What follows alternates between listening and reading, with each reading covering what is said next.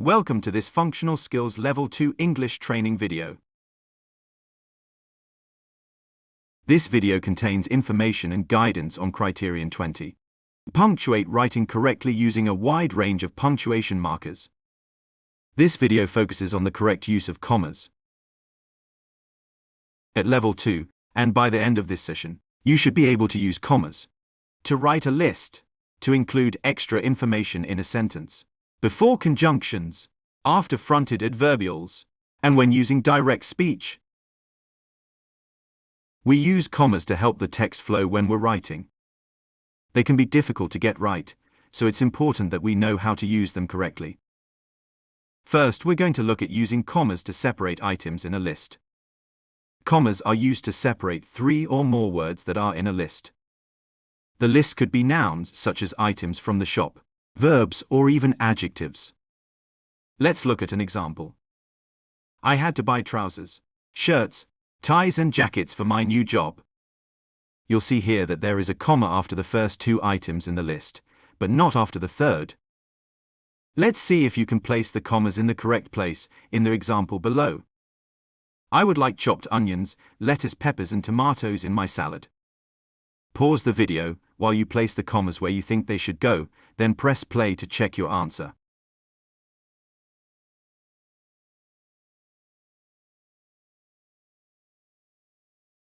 Let's look at where the commas should go. The commas are used to separate the nouns in this sentence. They are placed after each item in the list, except for the second to last. I would like chopped onions, lettuce, peppers and tomatoes in my salad. Commas can also be used to separate 2 or more adjectives in a list. Remember, adjectives are describing words. Let's take a look at some examples. The tall, thin man stood by the window. As you can see here, the 2 adjectives, tall and thin, are used together to describe the man, so they must be separated by a comma. Let's look at another example. Our service provides efficient, quality advice for our customers. Again, the 2 adjectives efficient and quality are used next to one another to describe the advice, so they must be separated using a comma. Now see if you can add a comma to the following sentence. I expect a swift, detailed reply from your company. Pause the video, then press play when you're ready to continue.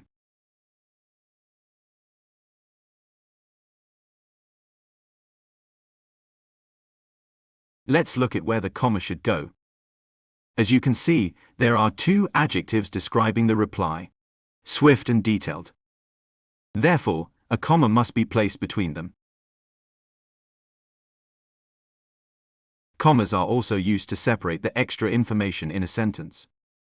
This extra information is often included using subordinate or relative clauses. The commas show that the text is an extra piece of information that would not make sense if it was written on its own. To check whether the commas have been used correctly, the sentence should still make sense if the commas and extra clause were to be removed. Let's look at some examples. The shed, as you can see on the diagram, is too far away from the rear fence. The extra information, or subordinate clause, is placed after the noun shed in the middle of the sentence. If we take out, as you can see from the diagram, the sentence still makes sense on its own. The shed is too far away from the rear fence.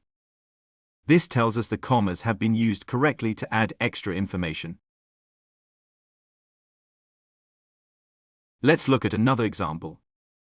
My associate, who is a solicitor, will inform you of the next steps. Here you can see the extra information is the relative clause, who is a solicitor. This clause wouldn't make sense on its own as a complete sentence.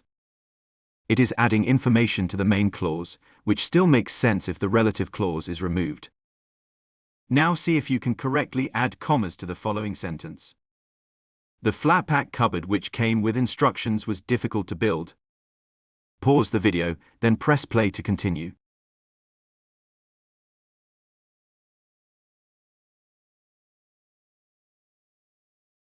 Let's look at where the commas should be placed. The flat-pack cupboard which came with instructions was difficult to build. As you can see, the phrase, which came with instructions, is extra information. There should be a comma placed before this relative clause, as well as after it. Remember, we can check we are correct by removing the clause. The sentence should still make sense without this extra information. The flat pack cupboard was difficult to build. Commas are also used before conjunctions, such as but. You may also know these as connectives or joining words. We use conjunctions to join two clauses together. We also use a comma before the conjunction. Let's look at some examples. I know that you are angry, but you must understand my position. As you can see here, a comma is placed before the word but, which is the conjunction in this sentence. Let's look at another example. You can reply now, or you can deal with it later. In this example, the word or is the conjunction, so the comma must be placed before this. To help you remember coordinating conjunctions, use the acronym FANBOYS. These are the most common conjunctions. Now see if you can correctly add a comma to the following sentence. Our team hit our sales target, so we went out to celebrate. Pause the video while you put the comma in the correct place, then press play when you're ready to continue.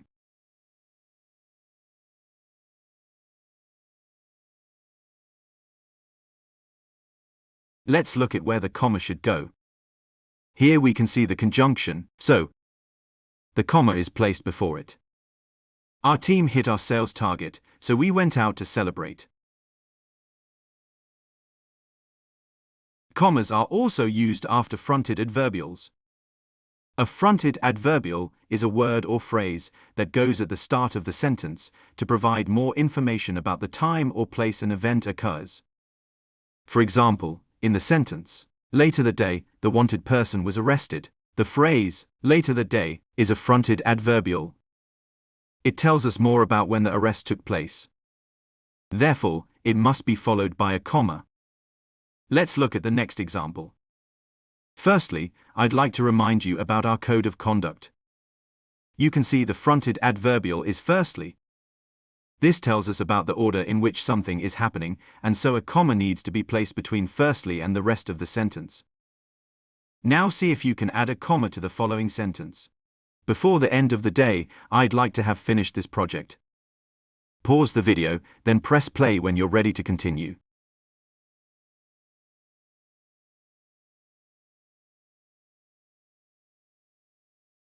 Let's look at where the comma should go.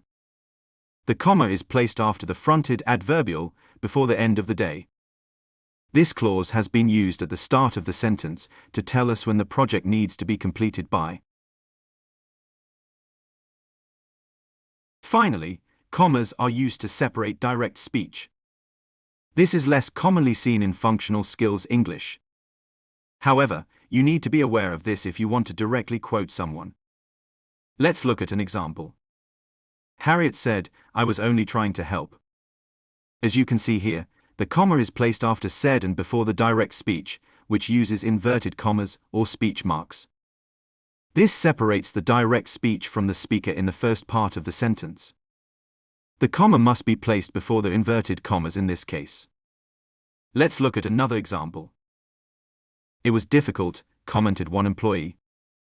Here, the direct speech is before the speaker, so the comma must be placed before the final inverted comma. Let's look at one more example.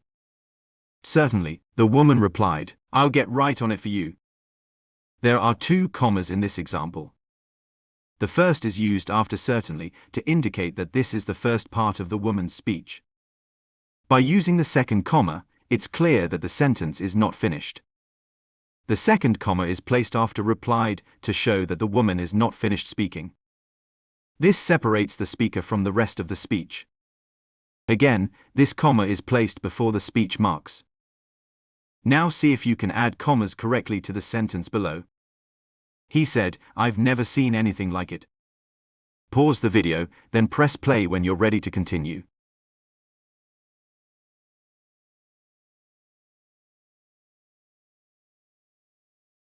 Let's check where the comma should have been placed. The comma is placed after said, and before the first inverted comma, to separate the speaker from the speech. Remember, if the speaker is before the speech, the comma is placed before the first inverted comma. If the speaker is after the speech, the comma is placed before the final inverted comma.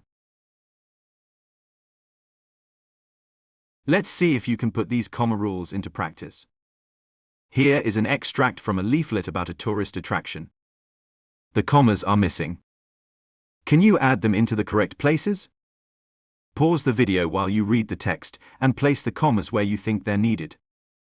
Press play when you're ready to check your answer.